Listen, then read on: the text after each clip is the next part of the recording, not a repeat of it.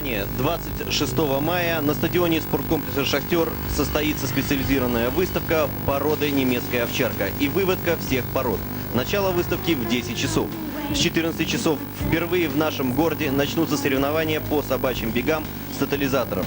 В бегах участвуют собаки служебных пород. Размер одной ставки 5 рублей. Ставки удваиваются на собак, вышедших в полуфинал. Утраиваются на собак, вышедших в финал. Сумма сделанных ставок направляется 50% в выигрышный фонд и распределяется в соответствии с количеством участников, сделавших ставку на собаку победителя. 50% в фонд Нюрнбергского клуба служебного собаководства на развитие материальной базы. Владельцу собаки-победителю вручается ценный приз – телевизор. Спонсоры бегов – фирма «Тока» и фирма «Салют». Более подробную информацию вы можете получить по телефону 2 21 19. I'm doing it.